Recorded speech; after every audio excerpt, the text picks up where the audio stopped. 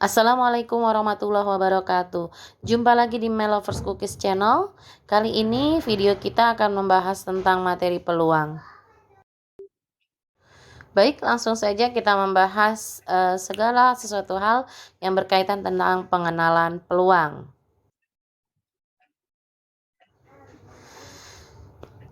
Peluang itu sendiri merupakan kemungkinan berlangsungnya suatu kejadian. Dan peluang juga tidak hanya terjadi untuk kejadian-kejadian sederhana seperti pelemparan dadu, tapi bisa juga kejadian kompleks, contohnya konsep investasi, ramalan cuaca, asuransi, dan sebagainya.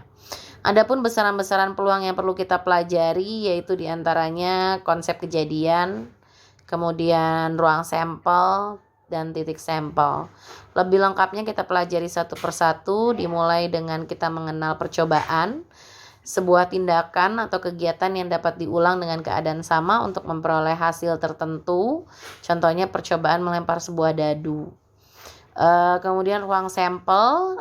Ruang sampel ini kemungkinan hasil dari percobaan tadi, simbolnya S. Contohnya ketika kita melempar sebuah dadu, maka ruang sampelnya adalah buka kurung kurawal 1, 2, 3 dan seterusnya sampai 6. Dan kemudian diikuti titik sampel. Titik sampel bagian dari ruang sampel tadi. Contoh kalau kita melempar dadu berarti ada kemungkinan satu angka yang akan muncul. Contohnya munculnya mata dadu 4. Dan yang terakhir kejadian merupakan kumpulan dari beberapa titik sampel. Contoh kejadian munculnya mata dadu 4. Selanjutnya kita mengenal jenis peluang. Di sini contohnya ada sebuah mata dadu yang dilempar 100 kali dengan frekuensi kemunculan tiap mata dadu sebagai berikut. Mata dadu 1 muncul 15 kali, 2 13 kali, 3 24 kali, 4 20 kali, sampai terakhir mata dadu 6 muncul 11 kali. Nah, ternyata dari sini kita bisa membagi menjadi dua jenis peluang ya. Kejadian pertama sampai kejadian ke-6, S1 sampai E6, peluangnya ada peluang empirik dan peluang teoretik. Nah, kalau untuk peluang empirik maka S1-nya 15/100. Nah, 100 ini dari mana? Dari hasil penjumlahan frekuensi per mata dadu. Jadi 15 tambah 13 sampai tambah 11. Jadi hasilnya 0,15. Terus E2, kejadian munculnya mata dadu 2, 13/100 sampai terakhir mata dadu 6 muncul 11 kali, 11/100 atau 0,11.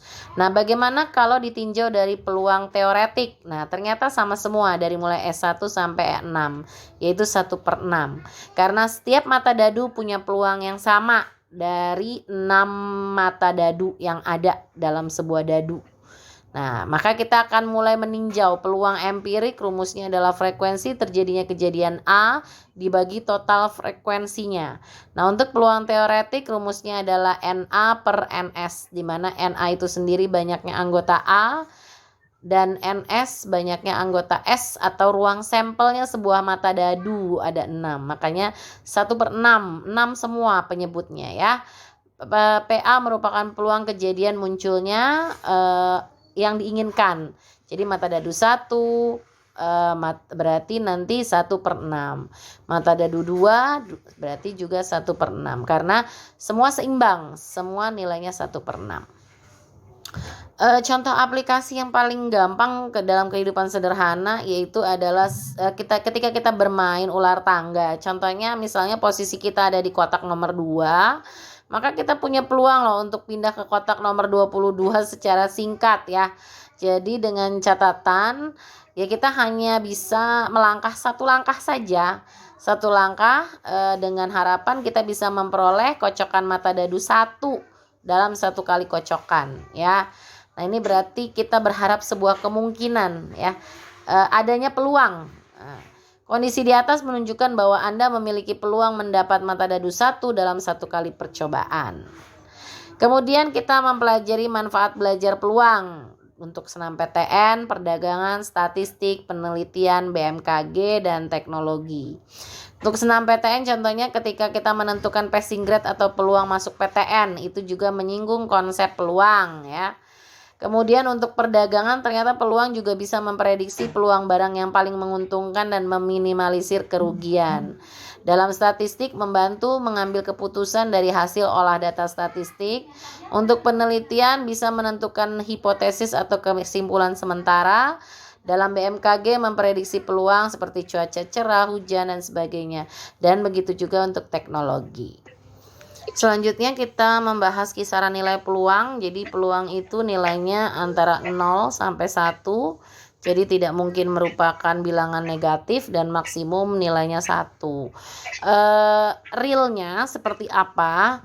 Jadi sebuah peluang dikatakan bernilai 0, artinya kejadian tersebut mustahil atau tidak mungkin terjadi. Contohnya peluang matahari terbit dari arah barat. Nah, sebaliknya yang bernilai 1 itu sudah pasti terjadi. Contohnya peluang setiap manusia akan meninggal. Jadi peluang yang bernilai antara 0 sampai 1 itu masih sifatnya kemungkinan. Selanjutnya kita ke aplikasi peluang. Dari seperangkat kartu bridge akan diambil kartu merah bernomor 10. Kita suruh menentukan peluang terambilnya kartu bernomor 10. Maka kita harus cek lagi, dalam kartu bridge ini terdiri dari 4 gambar. Ada gambar hati, diamond, scope, sama keriting ya. Nah, masing-masing bentuk itu terdiri dari 13 kartu. Ada kartu as, kartu bernomor 2 sampai 10, jack, queen, king. Jadi totalnya ada 52 kartu ya. Maka kita sesuai dengan rumus yang tadi sudah dibahas ya di slide awal, NS adalah 52 karena total kartu ada 52. Yang diminta peluang A-nya, jadi A-nya ini diminta adalah kartu merah bernomor 10, berarti cuma ada 2 ya. Cuma ada 2. Maka kalau kita masukkan ke dalam rumus peluang NA per NS jadi 2 per 52. Kalau disederhanakan jadi 1 per 26.